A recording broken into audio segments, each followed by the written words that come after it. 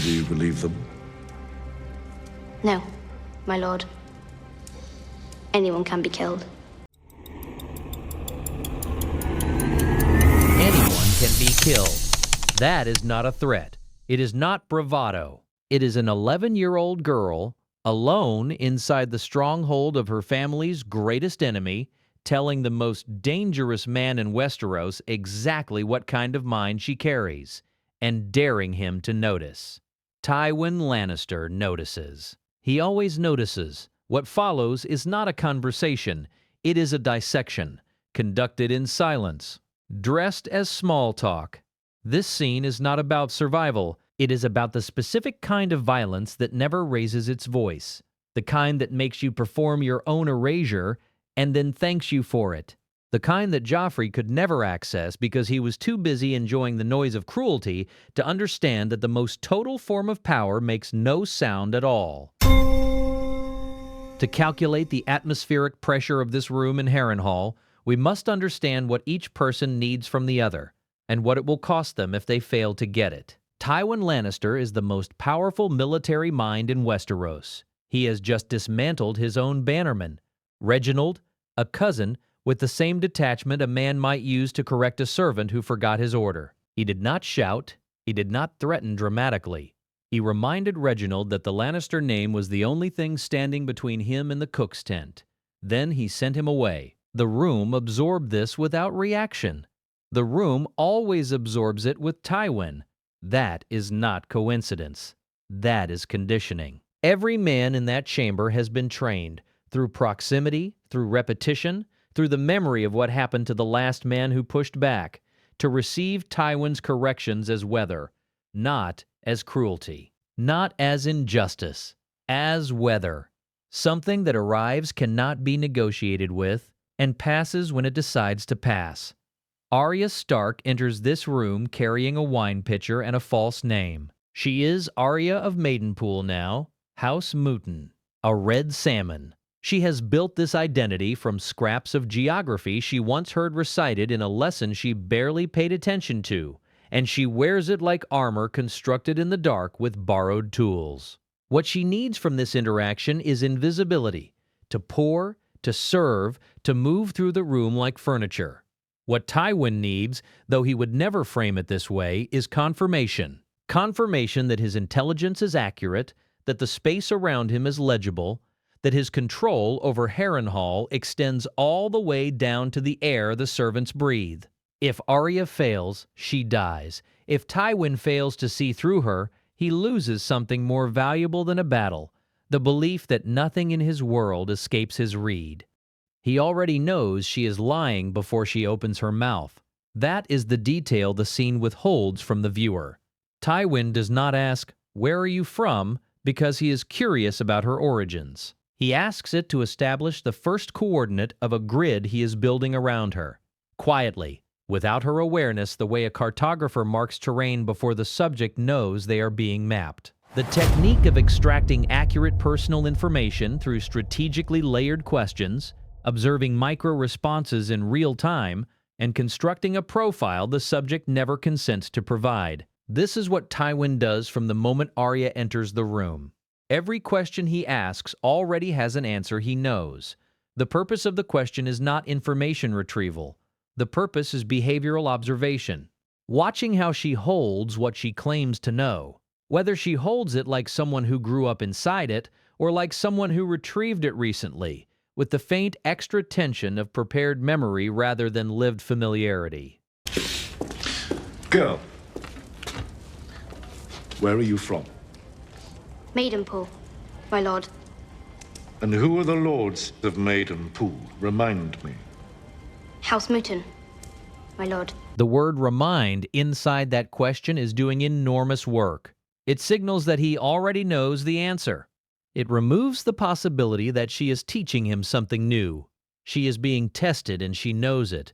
And because she knows it, her performance of confidence becomes data in itself. A real girl from Maidenpool answers without calculation, from memory, the way you know your own street.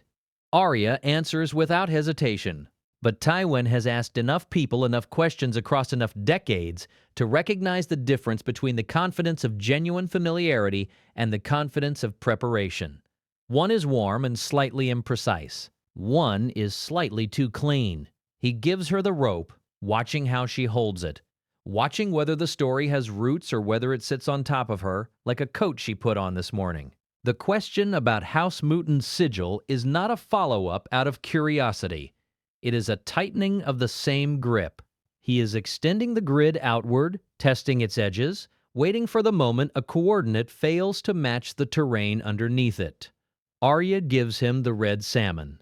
Correct, clean, but one beat too controlled for a girl who grew up near those waters. And what is their sigil? A red salmon.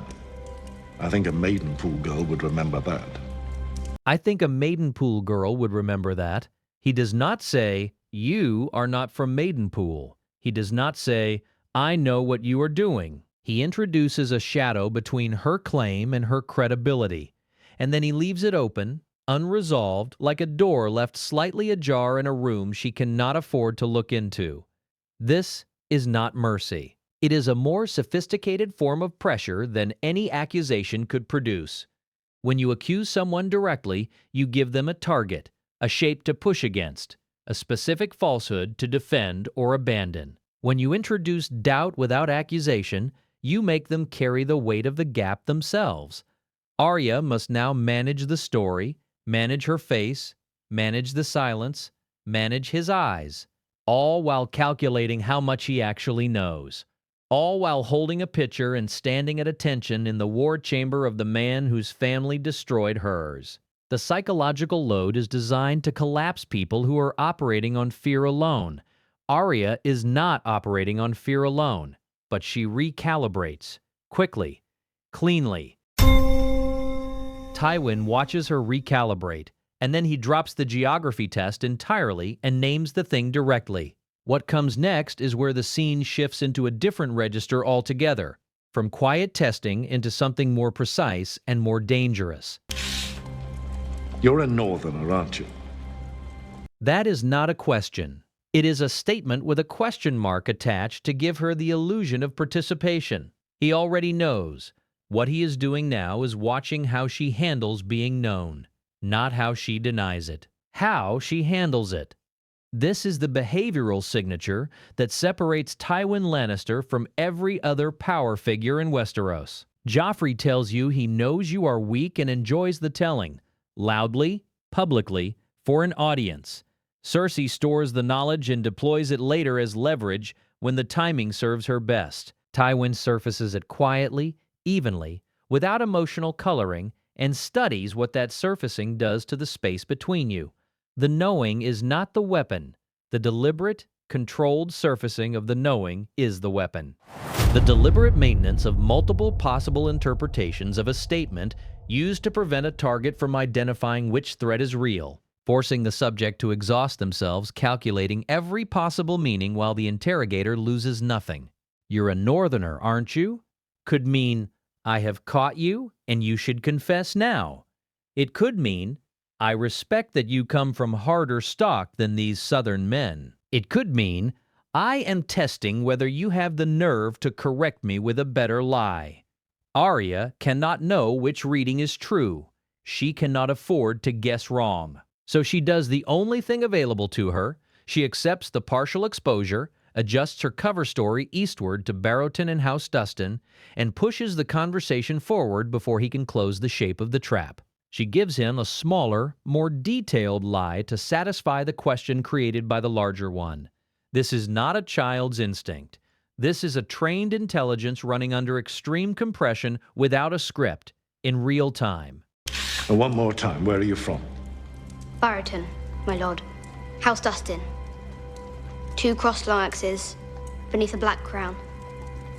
He accepts the new story, immediately, without comment, without a visible pause. And that seamless, expressionless absorption of her revised cover is more frightening than any challenge would have been, because it means he has decided to let her believe she recovered. He has granted her the small victory of the adjustment, handed her the feeling of having outmaneuvered a moment. And in doing so, he has demonstrated something the scene never states aloud. Tywin Lannister does not need to win every exchange. He needs to remain the one who decides which exchanges matter and which ones he will permit to pass. Accepting the Barristan story is not credulity, it is a choice. It is Tywin signaling to himself, to the room, perhaps even to her at a level she cannot yet articulate, that her continued survival is entirely at his discretion, and he has elected, for now, to extend it. The discretion is the terror, not the threat itself, not the punishment. The fact that both are always present, always possible, always one decision away, and that the decision belongs entirely to him. A governance mechanism in which the potential for punishment is held in permanent, visible reserve, never fully deployed against everyone, so that every subject regulates their own behavior in anticipation of a consequence that may never arrive but can never be ruled out. This is how Tywin rules, not through the execution, through the perpetual nearness of the execution. Reginald was not killed. He was sent home to Lannisport with a threat tethered to his wife's safety. Arya is not exposed. She is given a revised cover and allowed to continue pouring water. The Northerners were not all slaughtered at a single event.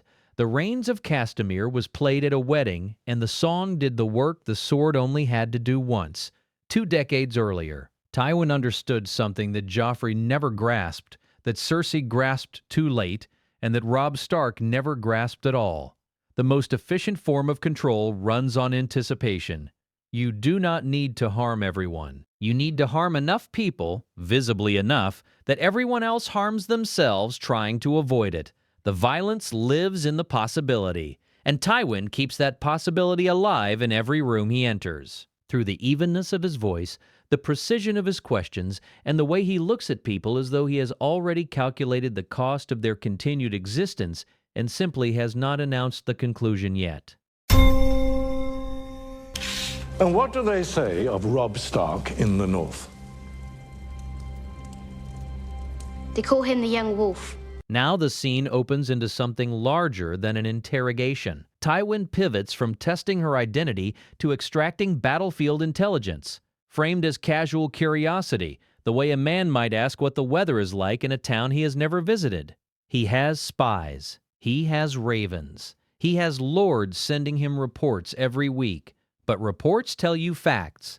They do not tell you what people believe, and in a war fought as much through psychology as through the positioning of armies, what the northern small folk believe about their king is a completely different category of information. Belief is what sustains a rebellion when the grain runs out. Belief is what keeps men marching when the tactical logic of continuing no longer adds up. A cupbearer from the north, unguarded, performing servitude, not composing a raven for a lord, is in this moment a more honest intelligence source than any formal report Tywin has received.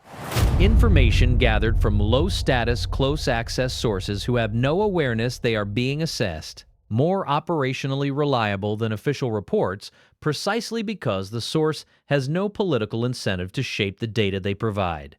Arya tells him what the North believes, that Robb rides a giant direwolf into battle, that he can become the wolf when he wants to, that he cannot be killed. She recites the mythology of her brother, the legend built around a boy she watched learn to ride, to fight, to laugh, and her voice carries the weight of someone who has held those words inside for a very long time. She says it as Arya of Barristan would say it, flat, informational, the way a small folk girl might repeat market rumors, but the grief inside the recitation belongs entirely to Arya Stark.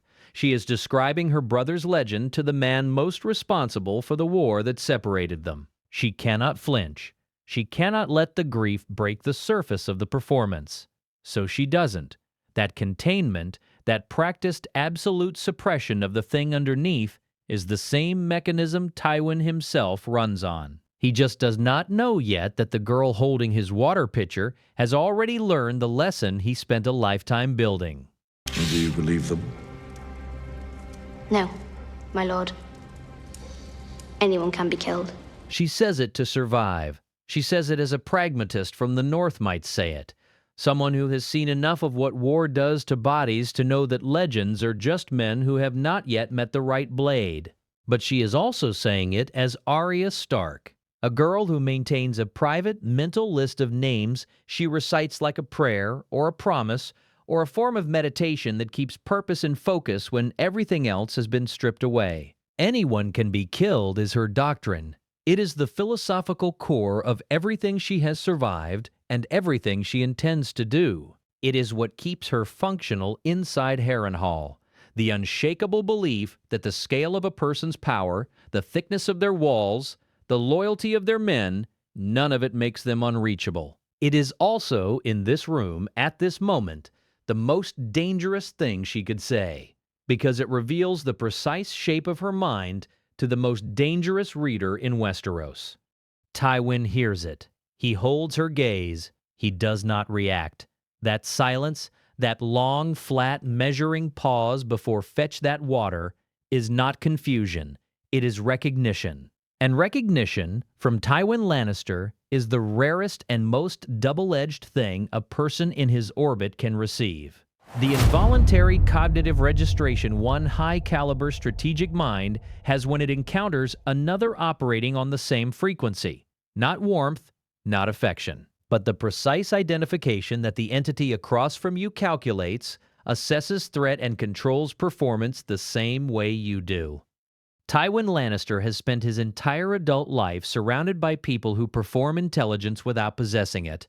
Reginald wears the Lannister name but contributes nothing in a council room. His lords posture and defer. Joffrey mistakes the theater of cruelty for actual power and cannot understand why the stage keeps catching fire beneath him. And then a girl with a wine pitcher, no name that matters, no house with an army behind it, tells him that anyone can be killed, and holds his gaze while she says it. Not defiantly. Not with the performance of defiance lesser people would use to signal bravery, simply, directly, as a statement of operational fact. He does not smile. He does not comment. He says, "Fetch that water." He gives her a task. He keeps her near. In the episodes that follow, Tywin will ask Arya to read to him. He will speak to her with a directness and frankness he withholds from lords twice her age who have served him for decades. He will conduct real conversations inside the architecture of the master-servant performance. This is not generosity. This is not warmth. This is Tywin doing what Tywin always does, identifying capable things, drawing them close, and using them for exactly as long as they remain useful without ever once asking what they need in return. The girl with the doctrine and the list proved she belonged in this room, so he keeps her here. But here is what the show never told you. In George R.R. Martin's source material, Tywin Lannister's relationship with cold, institutional terror was not instinct. It was a doctrine built from catastrophe, inherited shame refined into a governing philosophy through one act of absolute violence committed before he was 25 years old. House Rains of Castamere had grown so powerful under Tywin's father, Tytos Lannister, a weak and forgiving lord who wanted to be loved more than he wanted to be feared, that they openly mocked the Lannisters at court. They borrowed gold from Casterly Rock and refused to repay it. They attended feasts and made jokes about Lannister weakness within earshot of Lannister's servants. Tywin watched his father's name become a punchline. When Tywin finally moved against House Rain, he did not simply defeat them in the field, he sealed them inside their own minds and flooded the tunnels. He was 20 years old. The Rains of Castamere was written afterward, not as a celebration, but as a permanent psychological instrument. A piece of music that any future enemy of House Lannister would hear and remember what happened the last time someone forgot their place. The quiet interrogation of Arya in Harrenhal 30 years later runs on the same architecture as the flood at Castamere. The medium changes, the mechanism does not. What Tywin demonstrates in this room is a power principle that operates far beyond Harrenhal and far beyond the medieval logic of Westeros. In any institution governed by the architecture of potential consequence, certain corporate hierarchies, certain political structures, certain organizational cultures built around a single dominant figure, the most effective authority is never the one that punishes most frequently. It is the one that punishes memorably, at the right moment, against the right target, and then holds the memory of that punishment in permanent reserve. The gap between the last punishment and the next one is not peace. It is the operating mechanism itself. Every person inside that structure spends cognitive and emotional energy managing the anticipation, adjusting their behavior, regulating themselves in ways that cost them focus and the capacity for resistance. That energy is not available for anything else. This is why calm, in environments built on unequal power, is not neutrality. Calm in those environments is dominance expressed through restraint, and the restraint is precisely what makes it total. Tywin Lannister did not govern through force alone.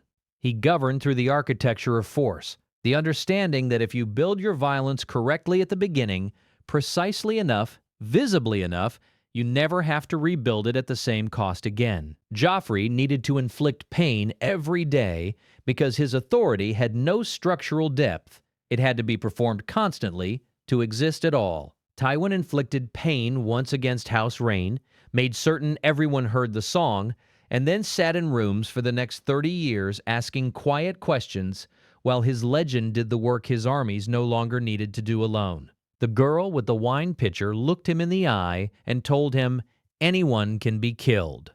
He heard the doctrine underneath the words. He recognized the shape of a mind that thinks the way his mind thinks. He kept her alive, kept her near, and kept asking her questions. That is not mercy. That is Tywin identifying a resource. And it is also, if you read it carefully enough, the closest thing to a compliment that Tywin Lannister ever paid another human being in Westeros. The question this scene leaves genuinely open is this. Tywin keeps Arya close after this exchange, but does he actually suspect who she really is by the end of it? And if he does he choose to let her stay anyway? Drop your thoughts in the comments below. I'll see you in the next.